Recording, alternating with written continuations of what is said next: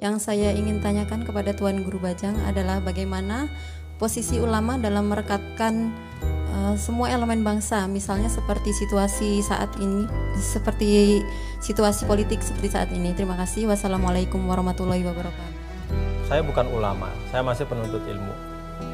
Insya Allah seterusnya menjadi penuntut ilmu, sama seperti ibu-ibu majelis taklim semua.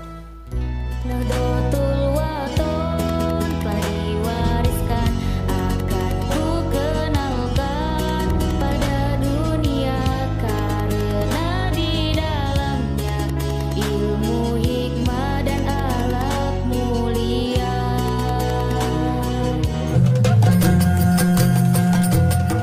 Ya baik, pemirsa Metro TV, kita kembali lagi di Khazanah Islam spesial ulang tahun ke-18 Metro TV. Dan tentunya tema kita adalah melangkah bersama untuk Indonesia. Islam sebagai agama yang dianut banyak oleh sebagian besar warga negara Indonesia memberikan warna bagi bangsa kita. Dan tentunya keragaman ini jadi sebagai nikmat bagi umat Islam yang ada di Indonesia. Bahkan nilai-nilai toleransi, saling menghargai itu udah jadi ciri khas bangsa Indonesia yang sebenarnya itu diambil dari nilai Islam gitu kan. Jadi ini yang menarik dan ini jadi kebanggaan bagi kita umat Islam. Tadi sudah disampaikan juga oleh Tuan Guru Bajang dan juga oleh Profesor Nazaruddin Umar bagaimana umat Islam memaknai keragaman. Nah, sekarang kami memberikan kesempatan kepada ibu-ibu dan bapak-bapak yang hadir di studio. Ya, sayang sekali buat yang di rumah ini hanya bisa mengikuti lewat media sosial mewakili pertanyaan, tapi begitu banyak saya tidak bisa ambil salah satu, saya wakilkan saja oleh kawan-kawan di studio ya. Silakan ibu yang mau bertanya, silakan. Assalamualaikum warahmatullahi wabarakatuh. Waalaikumsalam warahmatullahi wabarakatuh. Nama saya Farahdina Al-Ansori, saya dari Majelis Taklim Al-Jamaah Palmerah, Jakarta Barat. Pertanyaan saya singkat kepada Profesor Nazaruddin.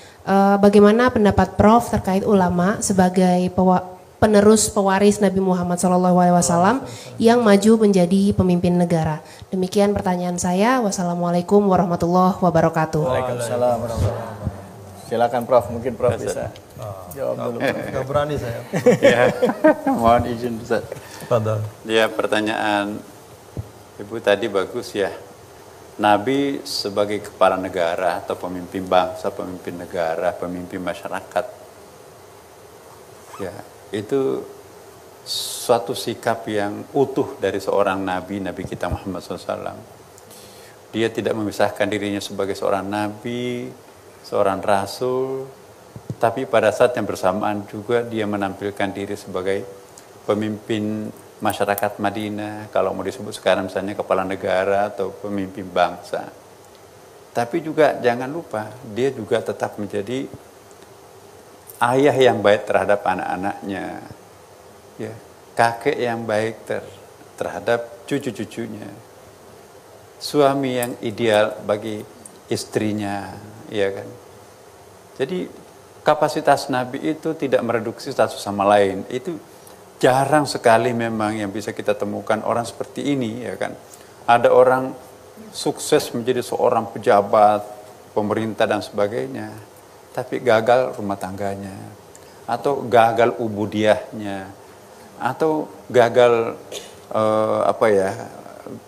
talenta-talenta tertentunya. Nabi enggak. Nah, inilah betul-betul keteladanan yang sangat luar biasa. Saya kira bukan hanya kita sebagai umat Islam, tapi siapapun juga contoh kemanusiaan.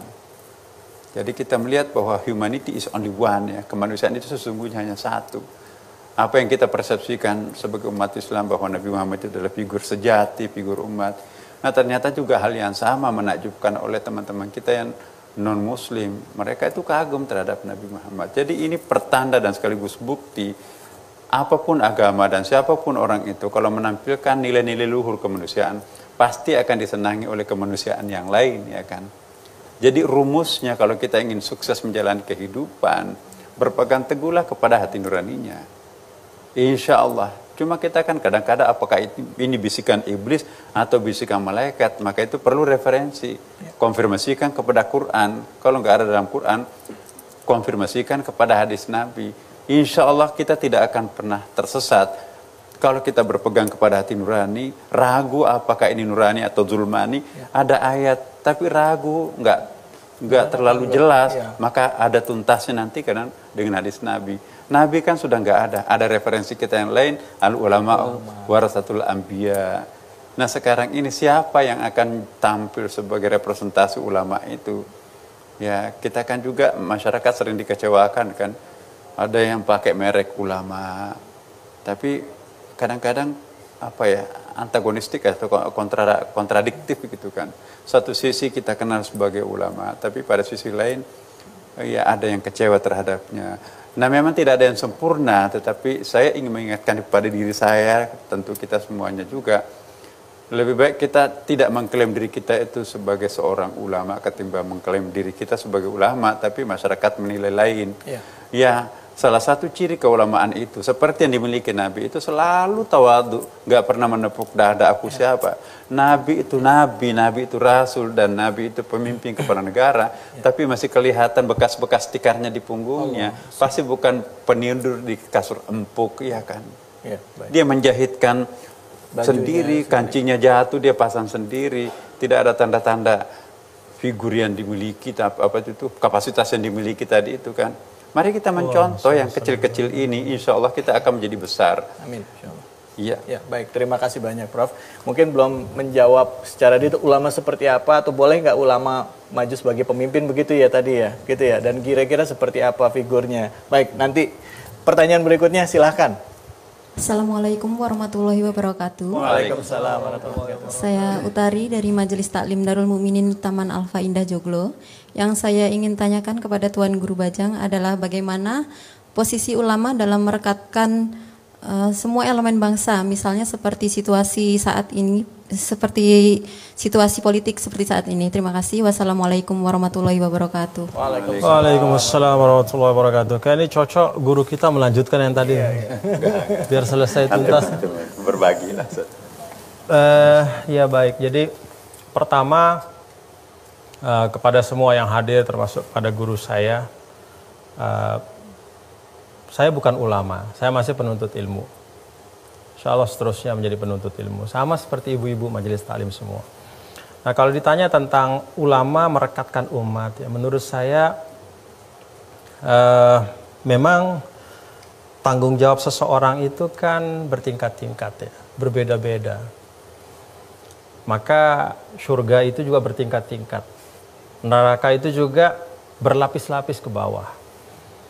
Nah tentu seorang yang awam ya, artinya yang tidak memiliki satu posisi yang ditiru, yang diikuti, itu beda dengan seseorang yang memiliki fungsi sebagai katakanlah seorang yang diteladani, seorang ulama misalnya.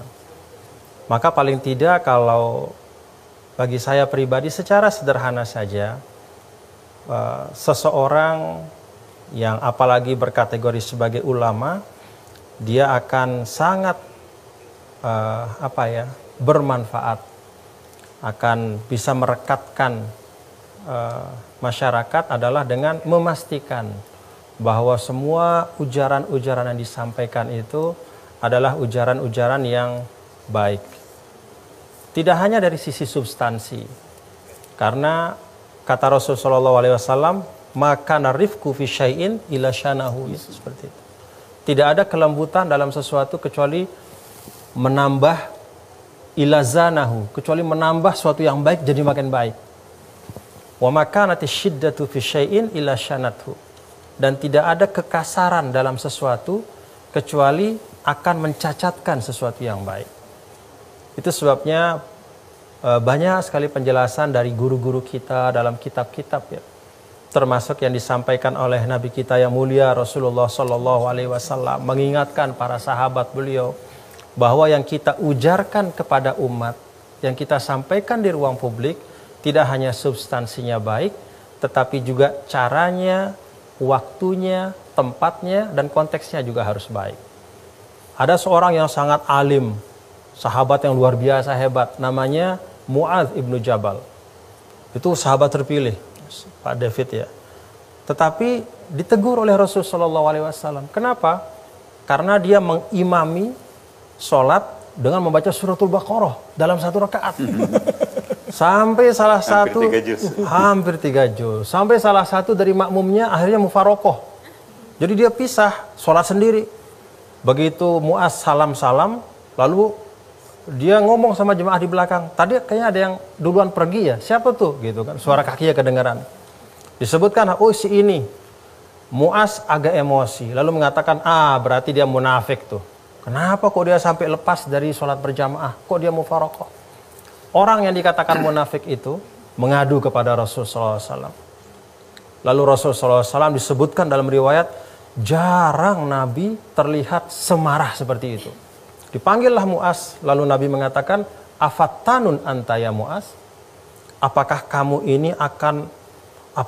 ini suka jadi tukang membuat fitnah? Ini dalam kebaikan. Membaca suratul Baqarah di masjid secara umum, ya, bukan masjid khusus. Kalau masjid khusus boleh, tapi secara umum itu membaca Al-Quran, tapi bisa disebut sebagai afattanun, ditegur oleh Rasul. Artinya apa? Tidak hanya substansi yang baik, tapi cara menyampaikan, waktu menyampaikan, dan konteks pada saat menyampaikan itu juga harus sesuai dan baik. Mungkin itu penting ya untuk menjadi pengingat bagi kita semua, bukan hanya untuk para ulama. Saya sebagai ayah kita semua ya dalam posisi kita masing-masing, baik yang kita sampaikan, tetapi juga dengan cara yang baik. Baik. Terima kasih. Terima kasih banyak Tuan Guru Bajang.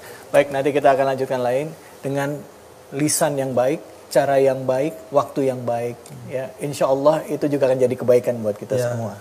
Jangan kemana-mana, tetaplah di Khazanah Islam spesial ulang tahun Metro TV ke-18.